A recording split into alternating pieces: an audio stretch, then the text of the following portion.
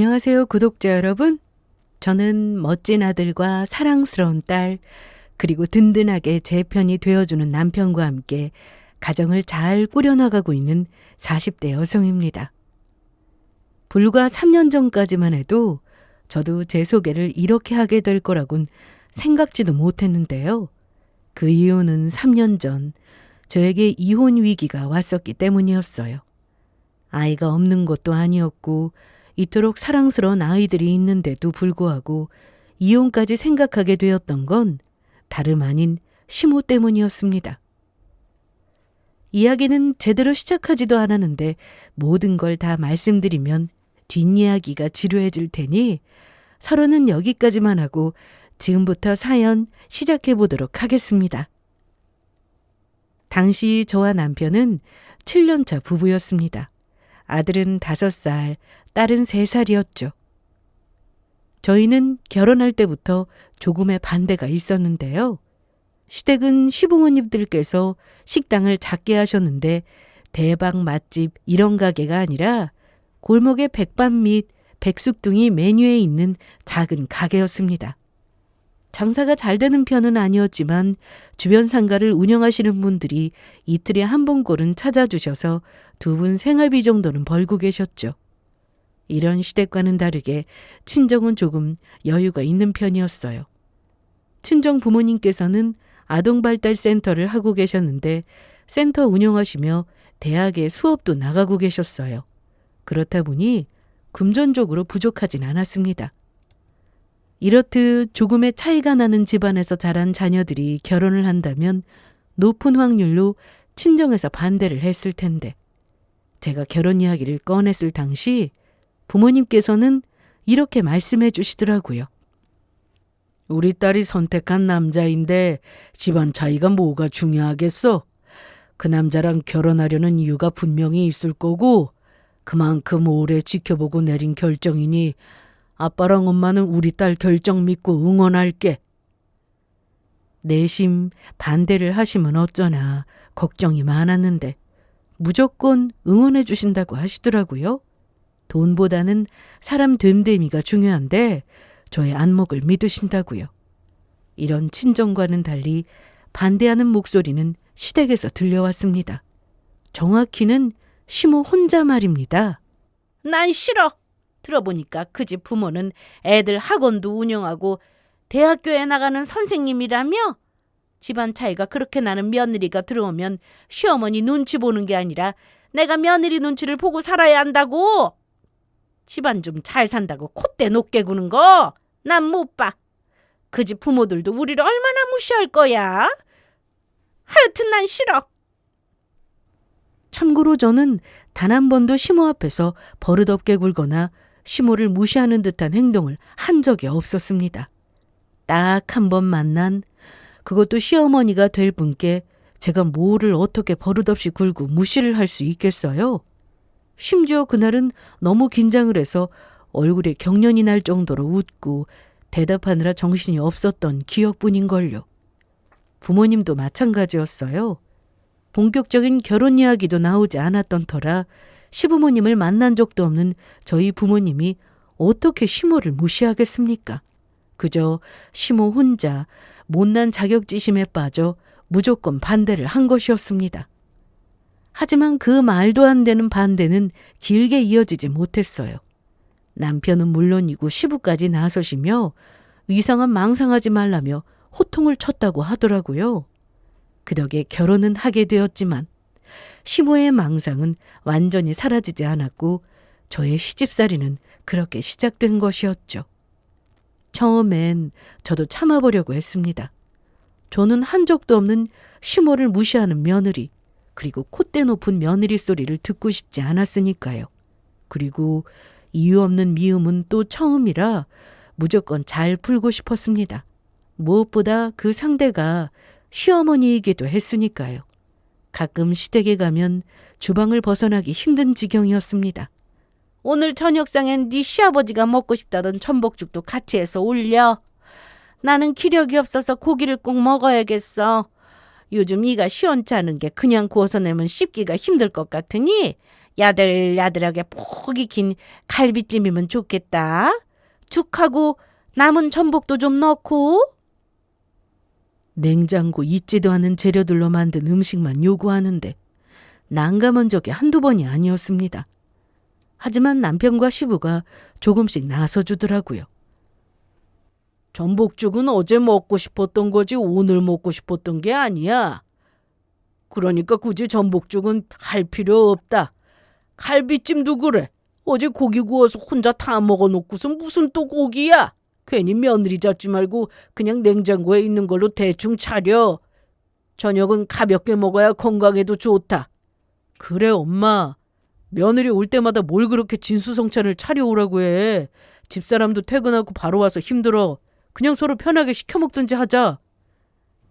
두 사람이 나서줄 때마다 고맙기도 했지만 그럴수록 시모가 더 분에 차올라 씩씩거리는 것이 보이니 곤란하기도 한 참 힘든 상황이기도 했죠. 하지만 시댁에서 저 혼자가 아니라는 느낌은 참 좋았습니다. 그런데 시댁에 아이들을 데려간 날은 또 다른 문제가 생기곤 했습니다. 시모가 아이들을 보는 눈이 영 곱지 않았거든요. 그날도 아이들을 데리고 시댁에 갔는데 당시 4살이던 아들이 장난감을 갖고 놀다 실수로 바닥에 떨어뜨린 일이 있었어요. 별것도 아닌 일이었는데 시모는 그걸 가만히 보고 있지 않더라고요. 어머 얘가 왜 이래? 이 나이 먹도록 장난감을 이렇게 떨어뜨리면 어쩌자는 거야? 소근육 발달? 그런 게 좀 떨어지는 거 아니니? 아유, 그러고 보니 눈도 제대로 못 맞추는 것 같기도 하고 말이야. 그럴 수도 있죠. 14살 아니고 4살이잖아요. 이 나이 땐 실수로 떨어뜨리기도 하고 떨어지면 소리 나는 게 신기하고 재미있어서 일부러 그런 행동을 하기도 해요. 이름 부르면 눈도 잘 맞춰주고요. 그럴 수도 있기는. 네가 잘 몰라서 그러는데 내 보기엔 분명 문제 있어. 네 친정 부모님들은 아무 말 없었니? 전문가들이라면서 자기 손주 이상한 건 신경도 안 쓴다니? 센터를 하면 뭐해? 손주가 이 모양인데? 기가 막혔습니다. 아이는 또래에 비해 오히려 발달이 빠르다고 선생님께 칭찬을 들은 지 얼마 되지도 않았거든요. 4살 아이가 장난감을 떨어뜨린 게 뭐가 문제냐고요. 그런데 시모 눈엔 그게 트집 잡을 거리로 보였던 모양이었죠. 다른 문제라면 시모 말이 다 맞다 하고 넘어갔을 저도 그 순간만큼은 분명히 하고 넘어가야겠더라고요. 그렇지 않으면 아들을 볼 때마다 저런 소리를 할 테니까요. 이젠 아들이 웬만한 말은 다 알아듣는 만큼 저런 말을 계속 듣게 할 수는 없었습니다. 그런 거 아니라니까요. 어린이집 선생님들도 또래에 비해 빠르다고 하셨고 제가 보기에도 아무 문제 없으니 걱정하지 마세요. 애 듣는 데서 그런 말씀 삼가해 주시고요. 이제 말도 다 알아들어서 자기 욕하는 건지 미워하는 건지 다 알아차려요. 어린이집에 다니는 애가 한둘이 아닌데 그 선생이 알면 얼마나 잘 알겠어? 하여튼 네 친정 센터에나 데리고 가서 검사나 맡아봐. 아니다. 내 보기엔 실력이 영 아닌 것 같으니 다른 센터에 데리고 가봐. 결국 또 친정 부모님 이야기로 흘러가더라고요. 아이한테 뭔가 문제가 있어서가 아니라 처음부터 친정을 끌어들여 한 소리 하고 싶었던 것이 많이 보였습니다. 저는 더 대꾸하지 않았어요. 하고 싶은 말이야 많았지만 말을 섞을수록 아이들 귀에 좋지 않은 소리만 더 들어갈 것 같았으니까요. 대신 다음부턴 될 수 있으면 아이들은 데리고 오지 않아야겠다고 생각했죠. 그렇게 시모에 대한 불만이 아슬아슬하게 쌓여가던 어느 날 부모님이 해외여행을 다녀오신다고 하시더라고요. 1년에 한 번 결혼기념일을 위해 따로 적금을 들어두셨는데 그 돈으로 계획했던 여행을 떠나셨던 것이었죠. 저에게는 늘 있던 일이라 두 분이 또 즐거운 시간을 보내시다 오시겠구나 했는데 시모에겐 자격지심을 건드리는 방아쇠가 된 모양이더라고요. 부모님의 프로필 사진이 해외여행에서 찍은 사진으로 변경된 당일 저를 시댁으로 불렀습니다. 그날은 또 하필 평일이라 몸이 천근만근이더라고요. 하지만 어쩌겠어요. 시어머니가 오라는데 감히 며느리 주제에 콧대 높게 피곤을 논할 수는 없으니 군말 없이 시댁으로 갔습니다. 그때쯤엔 이미 두 아이도 태어났고 결혼한 지 7년이나 되었기에 웬만한 시집살이엔 이골이 났던 터라 겁도 나지 않더라고요. 그런데 이때까지와는 전혀 다른 트집과 골탕이 저를 기다리고 있더라고요. 우선 저녁 밥상부터 좀 차리고 다 하고 나면 집안 청소도 좀 해주고 가.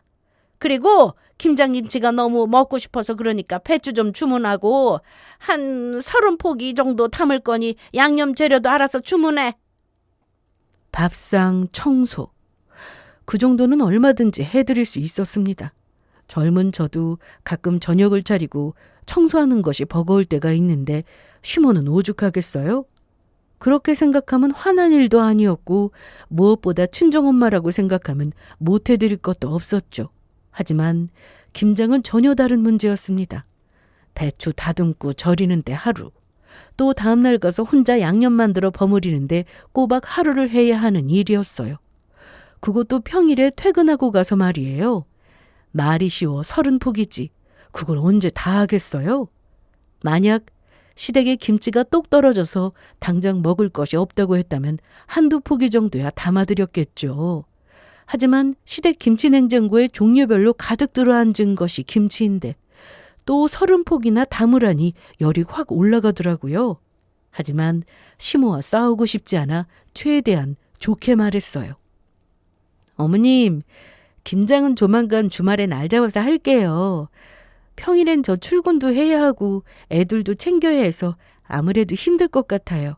그러니까 일단 집에 있는 김치 먼저 드세요.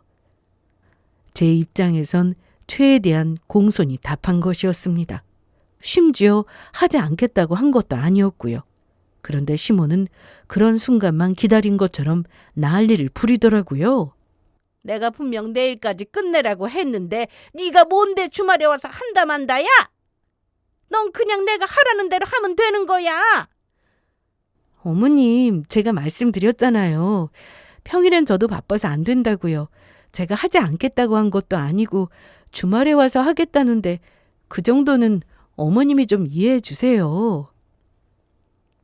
그때까지만 해도 분란 없이 어떻게 해서든 잘 풀어나가 보려고 했습니다. 하지만 시모는 귀엽고 제가 도저히 용납할 수 없는 말을 꺼내고야 말더군요. 이것 봐. 내가 이래서 반대한 거야. 내 말에 토달고 네 멋대로 굴 것 같아서. 네 엄마는 해외여행 다닐 시간은 있고 너 가정교육 제대로 할 시간은 없었다니? 어떻게 된 엄마가 딸이 시댁에서 이렇게 버릇없이 구는 건 전혀 모르고 해외여행이나 다니나 몰라? 해외여행 다닐 돈 있으면 뭐해? 딸이 청모양 첫꼴인데? 그때까지만 해도 부모님이 해외여행만 갔다면 저를 불러 트집을 잡는 시모를 보며 혹시나 하는 지레짐작만 했었습니다. 하지만 그때 딱 알겠더라고요. 부모님이 오붓이 비싼 해외여행을 간 것이 시모의 눈엔 참을 수 없이 거슬렸다는 것을요. 속된 말로 배알이 꼬였던 것이었죠. 그렇다고 해서 사돈을 불러다 트집을 잡을 수는 없으니 그 딸인 저를 이토록 괴롭히고 있었단 사실까지도요. 그 모든 것이 다 짜증이 나지만 가장 많이 화가 났던 건 바로 엄마까지 엮어 욕을 한 것이었어요. 그것만큼은 도저히 참을 수가 없더라고요. 어머님, 저도 이런 말까지 하고 싶지 않았는데요. 어머님이 엄마까지 들먹이며 이렇게까지 선을 넘으시니 저도 오늘은 할 말 좀 하도록 할게요. 김장을 하고 하셨죠? 당장 김치냉장고에 김치가 종류별로 차고 넘치는데 김장은 무슨 김장을 또 하나요? 그 많은 걸 어쩌시려고요? 그걸 네가 알아서 뭐하게. 일단 넌 해. 내가 알아서 다 할 테니까. 제가 만드는 건데 그 정도는 알아야 하지 않겠어요? 김장 30포기면 동네 잔치를 하고도 남을 것 같지 않아요? 그냥 솔직하게 말씀하세요.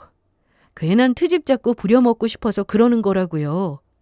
저는 지금 당장 필요도 없는 김장 따윈 하고 싶지 않으니 그렇게 김장김치가 먹고 싶으면 어머님 아들 불러서 하세요. 저는 못하니까. 이 건방진 것이 지금 뭐라고 그랬어? 뭐라고 그랬냐고? 다 들으셨으면서 왜 또 물으세요? 아, 그리고 또 할 말이 있는데 저희 부모님이 직접 버신 돈으로 해외를 갈 수도 있고 옆집에 갈 수도 있는 거라고요. 그런 걸로 괜히 트집 잡지 마세요. 그리고 그런 걸 이유로 저한테 괜한 화풀이도 하지 마시고요. 그렇게 해외여행 간 게 샘나고 부러우면 어머님도 가시면 되잖아요. 저도 작정하고 시모를 긁어서인지 반응이 아주 뜨겁더라고요. 고함을 고래고래 지르는 것은 물론이고 삿대질까지 열심히 해대기 시작했죠. 그러거나 말거나 결혼하고 처음으로 할 말을 다 한 저는 속이 후련했습니다. 할 말도 다 했고 더는 그곳에 있을 이유가 없었던 저는 시모의 고함을 뒤로하고 집으로 돌아왔죠. 당연히 저녁 식사도 청소도 아무것도 하지 않고 말이에요. 그렇게 한번 저지르고 나니 이때껏 왜 참고 살았나 후회가 몰려왔어요. 제가 잘해도 버릇없는 며느리, 제가 못해도 저럴 줄 진작 알았다는 말을 들었을 거란 걸 예전에 미처 몰랐던 것이었죠. 제가 아무리 잘해도 소용없다는 걸 깨달은 저는 더는 착한 며느리로 살지 않기로 했죠. 시모가 부당하게 혼을 내면 아니라고 반박했고 제가 하기 싫은 일은 하지도 않았습니다. 그렇게 시모와의 사이는 멀어졌어요. 그러던 어느 날 남편의 표정이 심상치 않더라고요. 뭔가를 계속 말하려다 참는 것 같기도 하고 저를 똑바로 보지 못하는 것 같기도 했어요.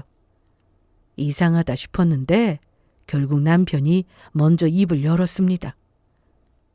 저기 여보, 혹시 당신 우리 엄마한테 우리 집 식당이나 한다고 무시한 적 있어? 이건 또 무슨 소리인가 싶더라고요. 다들 아시다시피 무시하기는커녕 답답할 정도로 참고 또 참는 사람이 다름 아닌 바로 저였으니까요. 하지만 남편은 무슨 이유에서였는지 제가 그런 행동을 하고 다녔다고 확신을 하고 있더라고요. 그게 무슨 말이야? 나 그런 사람 아니란 거 당신이 더 잘 알잖아. 그런 이야기는 누구한테 들은 건데? 자세히 말해봐. 남편은 다시 망설이는 모습을 보이더라고요. 저는 닥달하지 않고 기다려주었고 입술만 잘근잘근 씹어대던 남편이 입을 열었습니다. 아니, 엄마가 당신이 친구랑 통화하는 걸 들었대. 친구한테 당신이 우리 시댁은 다 망해가는 식당이나 하는데 입에 풀칠도 제대로 못하고 산다고, 그렇게 못 사는 주제에 며느리 시집살이는 또 얼마나 시키는지 모른다고 욕했다고, 거기에다 친정 부모님에 비하면 가방끈도 짧아서 존경하는 마음이 생기지도 않는다고 말이야. 당연히 이런 말은 한 적도 없었습니다. 물론 이런 생각을 한 적도 없었고요. 이간질이 분명했어요. 그것도 악의가 가득한 이간질 말입니다. 아마 모르긴 몰라도 제가 더는 시모의 말을 고분고분하게 받아주지 않고 사사건건 말대답을 하니 시모도 화가 났을 테죠. 하지만 그건 애초에 말도 안 되는 트집을 잡고 일을 시킨 시모의 잘못 아닌가요? 아니, 100번 양보해서 제 잘못이 더 컸다고 해도 부부 사이를 이딴 식으로 이간질을 시키는 건 절대 아닌 일이었죠. 그것도 없는 말까지 만들어내면서요. 화가 나는 건 나는 것이었고 남편의 오해가 더 커지기 전에 바로잡는 것이 좋다는 생각이 들었습니다. 저는 그 자리에서 시모에게 전화를 걸었어요. 스피커폰을 해서 말이에요. 어머님, 남편이 이상한 말을 하던데요. 제가 친구랑 통화하면서 어머님이랑 시댁욕했다고요?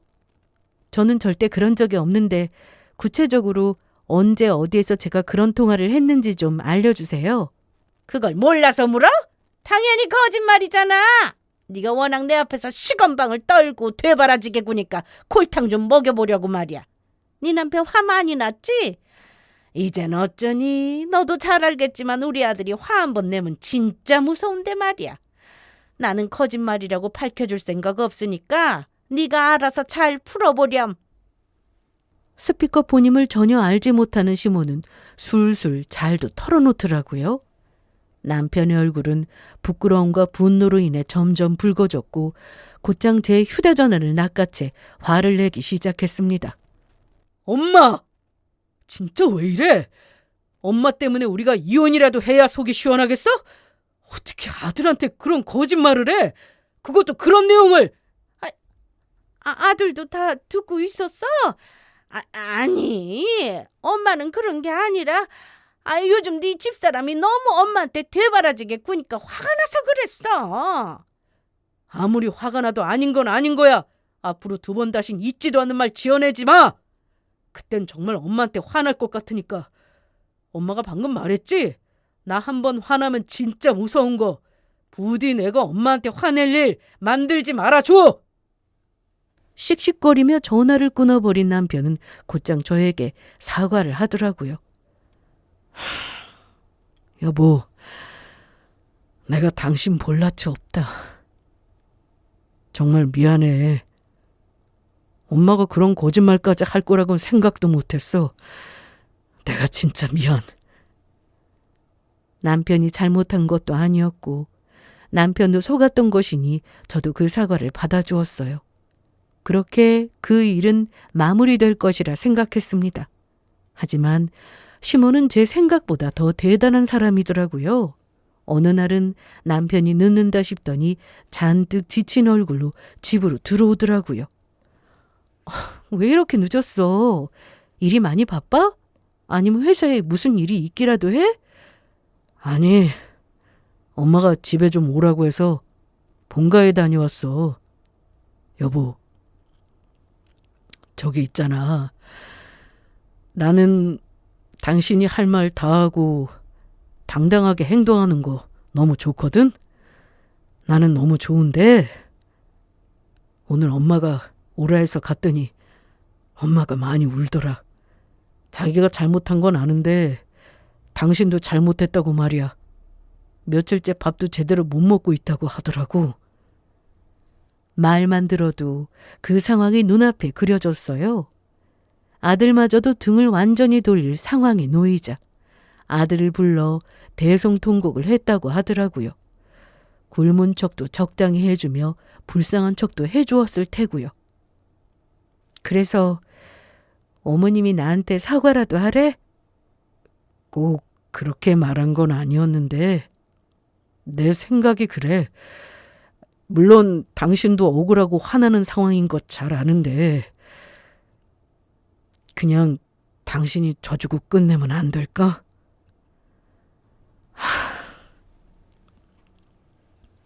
나도 웬만하면 당신이 원하는 대로 해주겠는데 이번엔 싫어. 나도 참을 만큼 참았던 거 당신이 잘 알잖아. 거기에 대해 이번엔 어머님이 우리 엄마까지 언급했다고. 가정교육을 어떻게 했냐고. 그런 말까지 들었는데 당신 같으면 사과를 하고 싶겠어? 그 문제로 싸우고 난 후로 내가 어머님 마음대로 되지 않으니까 저런 짓까지 하시는 거야. 난 절대 싫어. 자세한 내막까지 몰랐던 남편은 더는 저에게 강요할 수가 없었는지 가만히 있더라고요. 남편이 생각해도 그건 너무 심했다 생각했던 것이었죠. 그렇게 상황은 더 좋지 않은 방향으로 흘러갔고 시댁에서 좋은 소식이 들려왔습니다. 그건 바로 도련님이 결혼을 하게 되었단 것이었죠. 무려 제가 소개해준 사람과 말이에요. 제 동서가 될 사람은 저희 집안과 오래 알고 지내던 집안의 딸이었어요. 저와는 언니 동생 하는 사이였는데 저와 친해서가 아니라 누가 봐도 참 괜찮은 사람이었습니다. 집안도 괜찮았고 직업도 학교 선생님. 무엇보다 그 성격이 참 좋았어요. 그래서 제가 아끼는 도련님에게 소개해 주었고 두 사람은 결혼까지 하게 된 것이었습니다. 제가 그 누구보다 아끼는 두 사람의 결혼이니 근사한 선물을 해주고 싶더라고요. 어떤 선물을 해줘야 하나 고민하는데 시모에게 연락이 왔더군요. 우리 막내 결혼한다는 말 들었지? 네, 그렇지 않아도 어떤 선물을 해줘야 하나 고민하고 있었어요. 혹시 도련님이 따로 말한 거 있나요? 필요한 거나 갖고 싶다거나. 그걸 정말 몰라서 물어? 결혼할 때 뭐가 제일 필요하겠어? 바로 돈이잖아, 돈. 처음으로 시모가 도움이 된다 싶었던 순간이었어요. 저는 사실 가장 흔히들 떠올리는 현금은 생각지도 않고 적당한 가격대의 가전가구 등을 생각하고 있었거든요. 그런데 그 도움이 어이없고도 과한 요구가 되는 건 한순간이었습니다. 한 1억 정도면 적당하지 않겠어? 집도 마련해야 할 거고 이것저것 돈 쓸 데가 한두 군데가 아니니 말이야. 1억. 처음엔 잘못 들은 것이라 생각했습니다. 하지만 시모가 그럴 생각을 깊게 할 틈도 없이 1억 타령을 하기 시작하더라고요. 1,000만 원이라고 해도 헉소리가 날 지경인데 1억이라니. 이 시모가 드디어 정신줄을 제대로 놓았구나 싶었습니다. 1억이 누구 집 애 이름도 아니고 아무리 가족 결혼이라고 해도 1억이란 주는 형수가 어디 있어요. 그리고 무엇보다 중요한 건 1억 없어요. 없긴 왜 없어? 네 친정에 있을 거 아니야. 대단하신 학원도 운영하고 대학원에도 나가서 수업하시는 분들이 그까짓 1억이 없겠어? 네가 친정에 가서 받아오면 되잖아. 친정에서 돈 받아오란 이야기를 너무 당당하게 하니 그 상황을 이상하게 여기는 제가 잘못된 건가 싶더라고요. 하지만 수백 번 생각해도 도련님 결혼 선물로 1억을 갖다 바치는 것도 그 돈을 친정에서 받아와야 하는 것도 정상이 아닌 짓거리였습니다. 제가 왜요?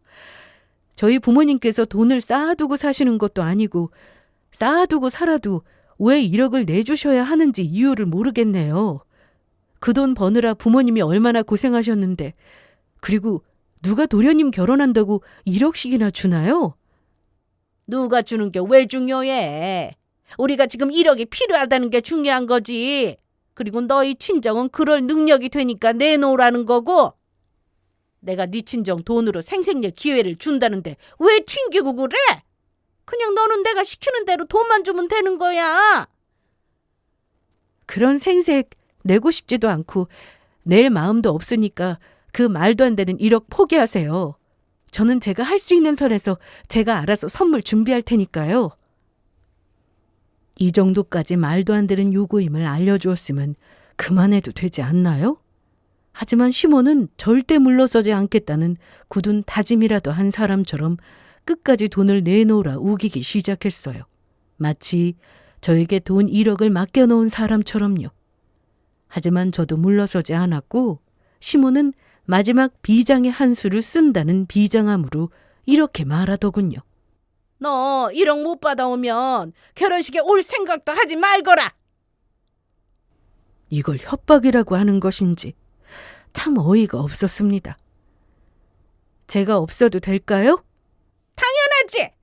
결혼식에 너 하나 못 온다고 해서 문제될 거 하나 없어. 문제는 너한테 생기겠지. 들어보니 집안끼리도 친하고 며느리들 애랑도 친하다고 하던데. 네가 오지 않으면 곤란한 건 내가 아니라 네가 아니겠어? 하여튼 1억 없이 결혼식도 못 온다는 거 잊지 마. 알겠어? 제가 결혼식에 가지 않으면 정말 곤란해지는 사람이 누가 될 것인지 시모는 전혀 알지 못하는 듯 하더라고요. 그러니 저딴 말을 협박이라고 할 수 있는 것이겠죠. 한껏 소리를 내지르며 협박까지 야무지게 한 시모는 전화를 뚝 끊어버렸고 저는 한참이나 웃었습니다. 이걸 협박이라고 하시니 그 협박이 무서워서라도 결혼식에는 안 가는 수밖에요. 그리고 저는 남편에게 이런 제 뜻을 전했습니다. 나 도련님 결혼식 못 가니까 당신 혼자 다녀와야 해. 어? 왜? 무슨 일 있어? 어머님이 오지 말래. 엄마가? 엄마가 왜? 나한테 글쎄 도련님 결혼 선물로 1억을 내놓으라고 하시더라. 내가 돈 없다고 하니까 친정에서 받아오라고 하시던데 그 돈 못 받아오면 결혼식 올 생각도 하지 말라고 하시니 내가 어쩌겠어. 당부대로 안 가는 수밖에. 남편에게 이런 말을 먼저 꺼낸 건 결혼식을 가지 않겠다 통보를 할 목적이 있기도 했지만 시모의 이 얼토당토하는 요구를 남편도 미리 알고 있었나 몰랐나 궁금해서였습니다. 만약 시모의 이런 뜻을 남편이 미리 알고 있었고 조금이라도 연관이 있는 거라면 그저 결혼식에 참석하지 않는 일로 끝내면 안 되는 것이었으니까요.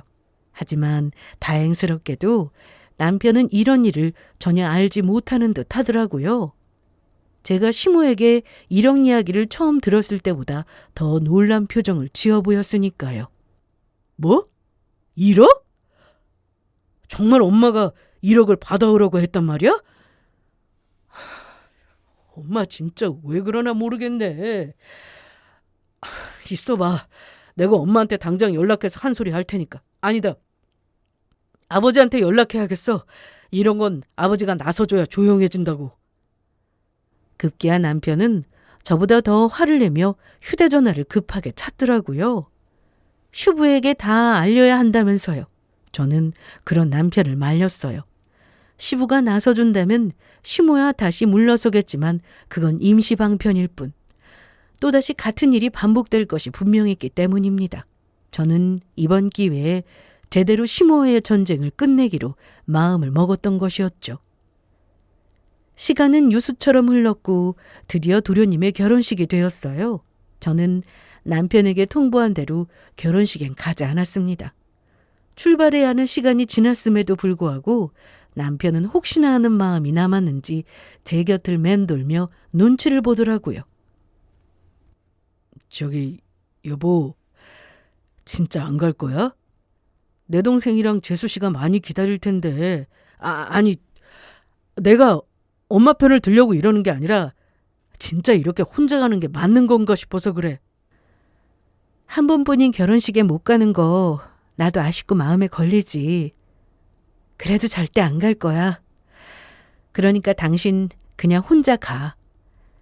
같은 말 계속하게 만들지 말고 말이야. 남편은 할 말이 남은 듯 했지만 화난 제 표정을 살핀다 싶더니 그냥 혼자 가더라고요. 그 모습을 보며 제 마음도 편치 않았습니다. 남편의 말대로 제가 가장 아끼는 두 사람의 한 번뿐인 결혼식이니까요. 그리고 두 사람이 기다릴 테니까요. 하지만 저를 위해서도 제가 아끼는 예비 동서이자 친한 동생을 위해서라도 꼭 필요한 일이었기에 저는 집에서 꼼짝도 하지 않았습니다. 결혼식 시작 시간은 다가왔고 제가 예상한 그대로 흘러가기 시작했어요. 우선 시모에게서 연락이 오기 시작하더군요. 물론 받지 않았습니다. 한 통, 두 통, 그리고 10번의 부재중이 찍혔을 무렵 전화를 받았어요. 너 왜 전화를 안 받니? 내가 몇 통이나 했는데. 곧 결혼식 시작하는 거 아니에요? 저한테 이렇게 전화할 시간이 있나요? 준비하셔야죠. 지금 결혼식도 못하게 생겼다고. 거두절미하고 이제 곧 사돈이 너한테 전화할 거야. 그러면 넌 무조건 아파서 오늘 결혼식 못 왔다고 하면 된다. 알겠어? 굳이 묻지 않아도 그 상황이 훤히 보이더라고요. 시모는 제가 결혼식에 모습을 나타나지 않은 이유를 제가 아파서라고 했을 겁니다. 하지만 제가 아는 아저씨 아주머니가 그걸 믿으실 리가 없었죠. 두 분이 아는 저는 아프더라도 잠깐이라도 결혼식에 참석할 것이고 만약 참석도 하지 못할 만큼 아프다면 최소한 전화라도 드렸을 테니까요. 그런데 그런 제가 연락도 없이 모습을 드러내지 않으니 일단 의심이 들었을 거예요. 그러니 시모에게 들은 것이 사실이 맞는 것인가 남편에게 물었을 텐데 남편은 거짓말을 너무 못해 얼굴에 다 티가 나는 사람이었거든요. 정말 아파서 못 온 것이 맞냐는 질문에 버벅거리면서 답했을 테고 아무래도 이상하다는 생각을 했을 테죠. 거짓말을 못하는 건 도련님도 마찬가지이니 같은 질문 같은 반응에 바보가 아닌 이상 시모와 무슨 일이 있다는 걸 눈치챘을 겁니다. 제 예상이 한치도 벗어나지 않았는지 시모의 목소리는 아주 다급하더라고요. 그 와중에 명령을 하는 것도 잊지 않았고요. 제가 왜요? 만약에 연락이 온다면 전부 사실대로 다 말할 건데요. 어머님이 저한테 1억을 요구했고 제가 없다고 하니 친정에서 받아오라고 했다고요. 그 돈 못 받아오면 결혼식에 오지 말라고 했다는 것까지 모조리 다 말할 거예요. 저는 굳이 숨길 이유가 없으니까요. 너 진짜 이딴 식으로 나올 거야? 지금 너 하나 때문에 결혼식이 다 엎어지게 생겼단 말이야. 내가 아파서 못 왔다고 했으면 그냥 믿으면 되지. 왜 의심하고 난리인 거지? 어? 하여튼 그 옆엔 내가 나 때문에 네가 못 온 걸 눈치라도 챘는지 너한테 확인하기 전까진 결혼 못 시킨다고 난리야. 며느리 결혼식도 못 오게 하는 시모한테 자기 딸 시집 못 보낸다고. 틀린 말 아니네요. 저도 제가 가장 아끼는 동생한테 도련님 소개해 준 걸 후회하고 있던 참이었거든요. 도련님은 참 괜찮지만 어머님 시집살이를 먼저 경험한 사람으로서 제가 아끼는 동생까지 그 고초를 겪어야 하나 싶기도 했고요. 그래서 뭐 이 결혼을 없기라도 하겠다는 거야? 결혼식 당일에? 왜요? 그러면 안 되나요? 저는 지금 어머님 때문에 이혼도 고민하고 있어요. 저도 이혼 생각하는 마당에 제가 아끼는 동생은 그 집안에 밀어넣는 게 더 말이 안 되지 않을까요?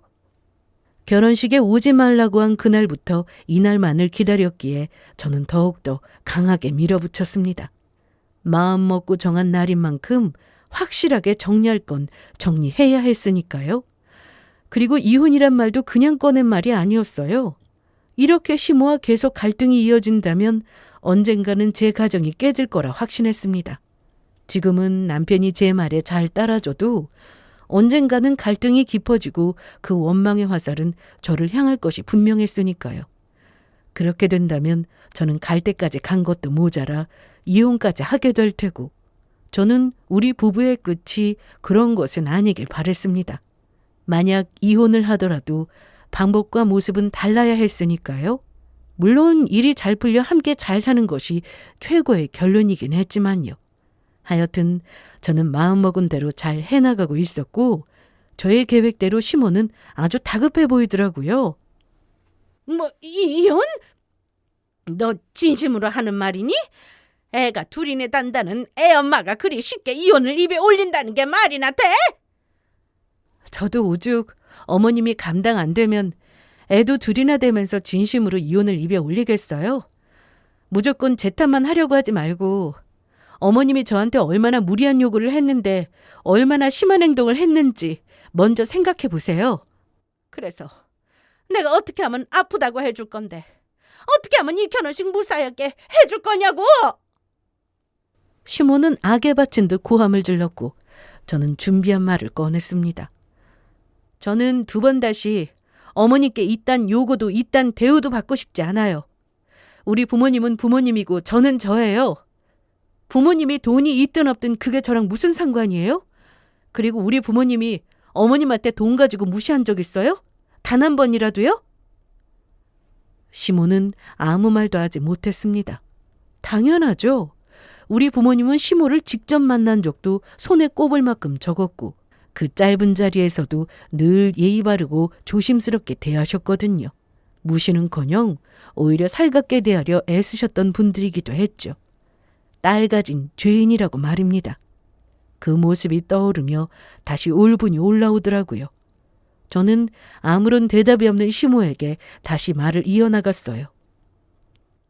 어머님이 혼자 시샘에서 품은 못난 감정을 왜 저한테 푸세요? 어머님이 해외여행 간 게 배가 아파서 그 화를 저한테 풀고 부모님이 센터 운영하고 대학에 나가는 게 부러워서 또 저한테 풀고 저 어머님 감정 쓰레기통 아니에요. 그러니 두 번 다신 저한테 그런 행동 하지 않겠다고 약속해 주세요. 그러니까 내가 그 약속만 하면 너 아프다고 거짓말 해주겠다 이거지?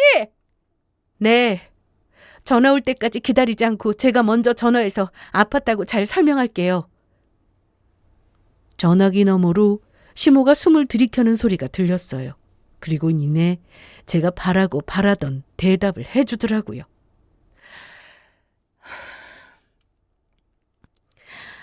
그래, 약속하마. 다신 너한테 그런 식으로 행동하지 않을 테니 통화부터 해. 얼른! 그 말투도 고치셔야 할 거예요.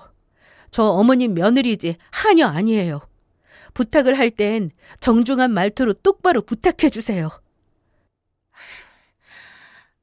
그래, 부탁이야. 그러니까 지금 빨리 전화 좀 해줘. 이러다간 진짜 결혼식 엎어지게 생겼어. 제발 부탁이다. 저는 일단 알겠다고 하고 전화를 끊었어요. 그리고 약속대로 곧장 전화를 걸어 사정을 설명했습니다. 갑자기 몸이 좋지 않아 결혼식에 참석하지 못하게 되었다고 진심으로 축하한다는 말씀과 함께 죄송하다는 인사를 전했습니다. 그분들이 얼마나 믿으셨을지는 모르겠지만 그날 결혼식은 무사히 끝이 났죠.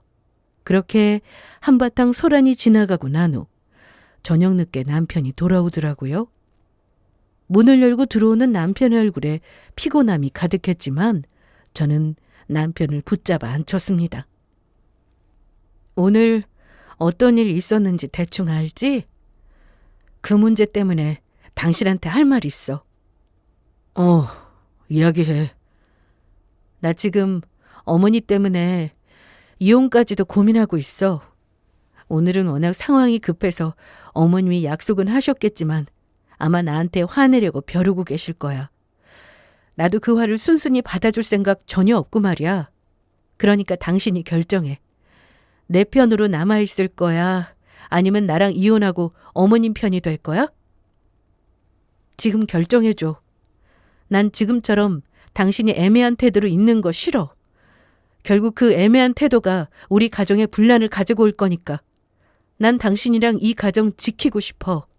애들하고 계속 행복하게 살고 싶다고. 남편은 한동안 말이 없었어요. 긴 침묵이었습니다. 그 침묵이 무겁게 느껴질 때쯤 남편이 입을 열었어요. 그래, 알겠어. 그동안 당신이 혼자 고생 많이 한 것도 알고 있고 계속 엄마가 심했다는 것도 알고 있었어. 다만 엄마니까 심하게 대할 수가 없어서 그랬던 건데 그게 당신한테 상처가 될 거라고는 생각 못했어. 내가 앞으로 더 확실하게 당신 편 들어줄게.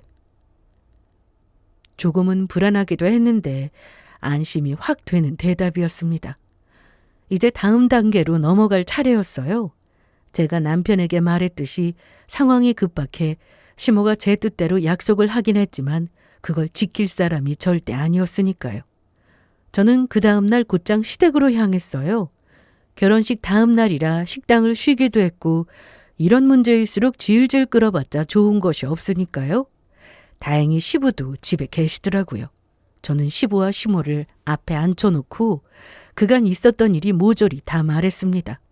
그간 7년 동안 저에게 시집살이를 심하게 시킨 것부터 그 이유가 부모님의 재력과 직업, 학력 때문이었다는 것, 그리고 최근에 있었던 해외여행 사건, 김장 사건, 이간질 사건, 일용 요구 사건까지도요. 말을 마친 저는 시부를 향해 이렇게 말했습니다. 저도 참아보려고 했는데 이젠 도저히 못 참겠어요, 아버님. 더는 애들 욕하는 것도 저희 부모님 욕하는 거 듣고 싶지도 않습니다. 돈 요구도 이번이 처음이긴 했지만 또 언제 그런 말도 안 되는 요구를 할지 무섭기도 하고요. 다신 이런 일 없도록 아버님께서 좀 나서주세요. 이야기를 듣는 내내 시부의 얼굴빛이 달라지더니 결국 시모에게 고함을 치시더라고요. 온종일 사돈 프로필이나 들여다보고 앉아있더니 결국 한다는 짓이 며느리한테 1억을 내놓으라는 거야? 우리가 거지야? 거지야? 남의 집 며느리가 시집 온 게 ATM기에 갖다 놨다 착각이라도 하는 거야 뭐야? 그리고 내 새끼 귀한 줄 알면 남의 새끼 귀한 줄도 알아야지. 내가 그렇게 며느리 좀 가만두라고 했어 안 했어? 그렇지 않아도 사색이 되었던 시모의 얼굴은 시부의 호통에 곧 쓰러질 듯 더욱더 창백해지더라고요. 그러는 와중에도 이대로 제 계획대로 상황이 흘러가는 것이 싫었는지 눈물을 흘리며 불쌍한 척 연기를 했죠. 아니 여보, 아니 내 말 좀 들어봐. 아니 나도 사정이 다 있었다고. 저게 처음부터 날 무시하니까 나도 무시당하기 싫어서 그랬던 거잖아. 그 정도 자격지심이면 병이야 병. 사람이 정도라는 게 있지. 모른 척 해줬더니 집안 망신을 혼자 다 시키고 다니고 있어. 당신 한 번만 더 이딴 짓거리 했다는 소리 들리는 날엔 첫째랑 이제 곧 들어올 둘째 며느리 보는 앞에서 이혼당할 줄 알아. 알겠어? 이처럼 시모의 눈물 연기는 시부에게 전혀 통하지 않았습니다. 어느 것 하나 뜻대로 되지 않자 시모는 남편을 향해 눈물 연기를 펼치더라고요.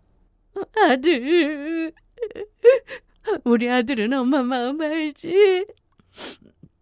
엄마가 얼마나 힘들었는지 잘 알잖아. 이 엄마 너무 억울해. 우리 아들이라도 엄마 편 대줘야지. 역시나 궁지에 몰린 시모는 마음 약한 남편을 공략하기 시작하더라고요. 이럴 줄 알고 제가 그 피곤한 남편을 붙들고 완전한 제 편이 되겠다는 확답을 얻어냈던 거 아니겠어요? 이미 저에게 이런 상황이 올 거라고 미리 이야기를 들은 남편은 조금의 망설임도 없이 제 편을 딱 들어주더라고요. 엄마, 이러지 마. 나 이제 엄마가 이렇게 울면서 말해도 엄마 편 못 들어줘. 아니, 안 들어줄 거야. 그러니까 이제 집사람 그만 괴롭혀. 나도 더는 지켜만 보고 있진 않을 거니까. 아들, 어떻게 이럴 수가 있어? 엄마가 누굴 믿고 사는데? 이 엄마가 널 어떻게 키웠는데? 다른 사람은 몰라도 우리 아들은 엄마 편을 들어줬어야지. 그러게. 엄마가 이런 상황이 오기 전에 적당히 했으면 좋았잖아. 왜 나까지 이런 식으로 엄마한테 등지게 만들어? 하여튼 난 이제 엄마 편 아니고 우리 집사람 편이니까 더는 우리 집사람 괴롭히지 마. 이미 상황이 다 끝났음에도 시모는 끝까지 눈물 연기를 선보이더라고요. 하지만 아무 소용이 없었습니다. 시부가 나서 시모를 방에다 넣어버리곤 저희의 배웅까지 친히 해주셨으니까요. 저희가 돌아간 후 시부는 다시 한번 시모에게 경고를 했다고 하더라고요. 다신 며느리들 괴롭히지도 말고 아들 부부 사이에 껴서 이상한 짓도 하지 말라고요. 그렇게 모든 일이 마무리되고 난 후 시모는 완전히 달라졌습니다. 저뿐만 아니라 동서에게도 시집살이는커녕 잔소리도 하지 않고 있죠. 물론 저와 동서가 잔소리가 나오지 않게 알아서 잘하기도 하고요. 잔뜩 주눅이 들어 가만히 있는 모습을 보면 안쓰러울 때도 있긴 하지만 그렇다고 해서 금방 화해를 할 생각은 없어요. 시모가 변했다는 것을 아직까진 완전히 믿지 않고 있어요. 제가 아는 시모는 지금 잔뜩 기죽은청 앞날을 도모하고 있고도 남을 사람이기도 하니까요. 하지만 그렇다고 해서 색안경을 끼고 시모를 바라볼 생각은 없어요. 그냥 어느 정도 거리를 두고 지켜보려고 합니다. 너무 가깝지도 그렇다고 너무 멀지도 않은 딱 이 정도 거리를 지키면서요. 무려 7년 동안 차곡차곡 쌓은 앙금이 있으니 아마 사이를 풀어나가기란 쉽지 않은 숙제로 남을 것 같아요. 하지만 시간이 약이라는 말이 있듯 시간이 흐르고 그 시간 속에 앙금이 서서히 녹으면 저희도 꽤 괜찮은 고부 사이가 되길 바라고 있긴 합니다. 단 시모가 진심으로 반성했고 변했다는 전제 하에 말이에요.